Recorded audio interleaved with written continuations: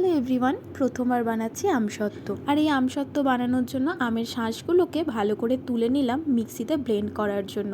Blend হয়ে যাওয়ার পর একটা ছাঁকনির মাধ্যম দিয়ে আমি কড়াইতে ফেলবো, আর সেই মিশ্রণটাকে হালকা আঁচে আমি ভালো করে ফুটিয়ে নেবো, একটু গাঢ় করে নেবো। আর এসব করতে করতে একটা স্টিলের থালায় আমি তেল মাখিয়ে রোদে দিয়েছিলাম গরম হওয়ার জন্য। তারপর ব্যাটারটাকে ঠান্ডা করার পর আমি দিয়েছিলাম সেই থালার মধ্যে সব ব্যাটারটাকে সুন্দর করে সাজিয়ে। তবে এর মধ্যে কিন্তু আমি চিনি অ্যাড করিনি বা প্রিজারভেশন করার জন্য কিছু অ্যাড করিনি। তারপর 2 দিন রেখে দিয়েছিলাম একে রোদে শুকাতে দেওয়ার জন্য। আর তারপর তার ফাইনাল লুক এসছে এটা। তবে মাঝখানটা এখনও একটু কাঁচা আছে। আমি সাইড থেকে খুন্তির মাধ্যমে কেটে নিলাম যে পোর্শনগুলো ভালো করে শুকিয়েছে, কারণ এগুলোও রেখে দিলে কিন্তু পাঁপড়ের মতো শক্ত হয়ে যাবে, যেটা খেতে একদমই ভালো লাগবে না। খুবই সহজ পদ্ধতিতে এইভাবে তোমরা ঘরে আমসত্ত্ব বানাতে পারো। শুধু খেয়াল রাখবে শুকানোর সময় আর তোলার সময় যে পোর্শনগুলো কিন্তু শুকিয়ে যাবে সেগুলোকে আগে কেটে কেটে তুলে নেবে, নয়তো সেগুলো খেতে একদম পাঁপড়ের মতো শক্ত হয়ে যায়। আর যেগুলো কাঁচা থাকবে সেগুলোকে আবার পুনরায় রোদে দেবে।